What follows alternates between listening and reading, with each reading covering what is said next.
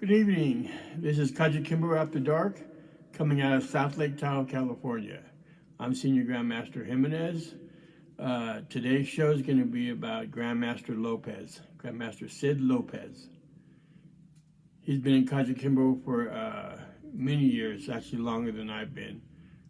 Probably a month or so, 2 months before I was in Kajukenbo.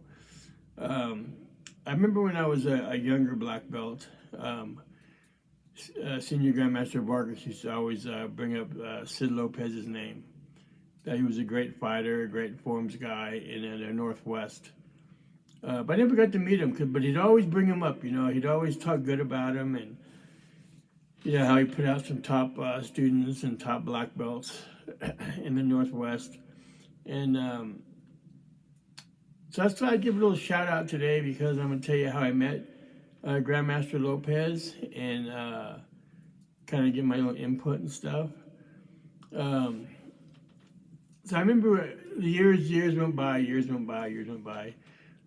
don't know, 30 years.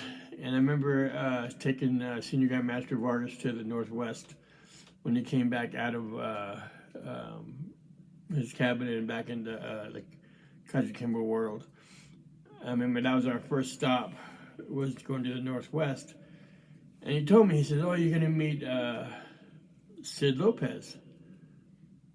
And I said, "Oh, okay." So, we flew down there and stuff, and I met him the first time, and, he seemed like a nice guy and stuff like that. And actually the day I met him and stuff, he had promoted, I think it was Arias and Tim Gagne and I think two other black belts. I forgot their names.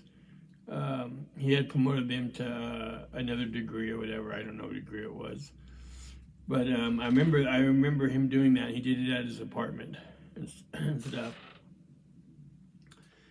So the seminar went on. In fact, if you look back at some of the pictures on Kajukenbo After Dark, you'll see a picture of me and him at the seminar. Actually, both of us fell asleep because they got kind of boring, and they were teasing us, taking pictures and stuff of us. But like I said, he seemed like a nice guy. He's a funny guy, and and he didn't hold back. He said what he said, and he felt what he felt, and it was kind of cool. And so then I remember we were leaving that day at the airport, and he was flying to Hawaii to stay with, I think he was going to stay with Aldo Coscos for a while. And so then we were flying the following week, when they were flying, I think a week or so after. And he's, "Oh, I'll see you in Hawaii." And I said, "Okay, I'll see you in Hawaii." And I remember him, we met in Hawaii, that day. We went and had something to eat, all of us. Me, Sifu Al, Grandmaster Vargas, and Grandmaster Lopez. And then the day went on, everything was cool and stuff. And I remember him, we were at the hotel room, and we were on the way up high in the floor of the hotel in Hawaii. And I guess he had these rings that I think Trent Junker was making back then. And he had a ring, and he goes, "Come here, I want to give you something." I go, "What's that?" He goes, "I want to give you this ring." He goes, "Because the moment I met you," he goes, "I felt that you're going to be my brother." He goes, "I just feel it." And I was like, "Oh, you don't have to give me that ring, you don't have to do that." No, I want to give you this ring." He goes, "Because we're going to be together forever." He goes, "Because you're my brother now." He goes, I just have a good feeling." So, I said, "Okay, thank you." Took the ring, and we had a great time. Me, him, and Senior Grandmaster Vargas. We did some seminars and stuff. We taught, and it was just a really pleasant time. And then he stayed in Hawaii, and then, but besides that, he'd call me every day. And Grandmaster Lopez has a habit of he don't care what time it is. He'll call it 3 o'clock in the morning and ask me, like, "What are you doing?" "Sleeping." And he'll call me 20 minutes later. "What are you doing?" "Sleeping." I go, "Yes, you called me 20 minutes ago." But that's just the way it was. He would do that. And then so eventually, when he went from Hawaii, Um, I let him come stay with me and my kids for a while, and he stayed here for quite a few months, and then he went back to let's see, I think he went back to Oregon, and then from there he went to his sister's house in Texas. And then, meanwhile, we go chatting back and forth all this time, and then eventually he wound up coming back to my house, and he stayed here for another few months, and then went back to Oregon and did what he had to do. But the thing I want to get at, the point I want to get at, is a lot of times some of the grandmasters are kind of forgotten about, and pretty much some of the ones that has really made a mark in Kajukenbo, not just the ones that do this, and he was one of them. He was one of them that you could probably call him one of the Kajukenbo martial art legends, because in his time, that's what he did. He was, he did a great job.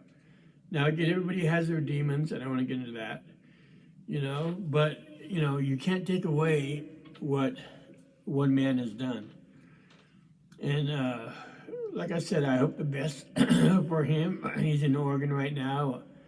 I think he's living with one of his daughters, and he's kind of pulled away from the martial arts, but yet he hasn't pulled away, because everybody he sees, he go, "Hey, come here, let me show you a technique."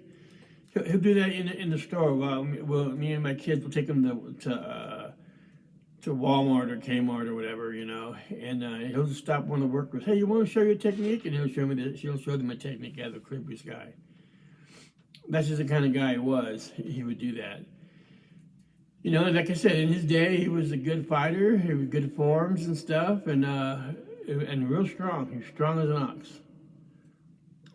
So I just want to give a little shout out to his past doings, and I wish him well, and I hope the best for him. But again, I don't want anybody to forget Grandmaster Sid Lopez, because he did a lot for Kajukenbo, a lot. And this is in the olden days when it kind of meant something. So just keep that in mind. But again, like I said, we're still friends to this day. I haven't talked to him in a little bit and stuff, but I just hope him the best, and I hope all you guys out there somehow, one way, try to get a hold of him. I know a lot of people call me and they try to want to get a hold of him, and they ask me for his number, and sometimes his number works, sometimes it doesn't. But I'm sure his daughter, Janaea, if you guys know Janaea, get a hold of her, and she'll tell you what's going on with them, or maybe he'll get a hold of him to talk to you, so just keep that in mind. Well, I hope you enjoyed this show today, and more is to come. This is Kajukenbo After Dark out of South Lake Tahoe, California. I'm Senior Grandmaster Jimenez. Until next time, talk to you later.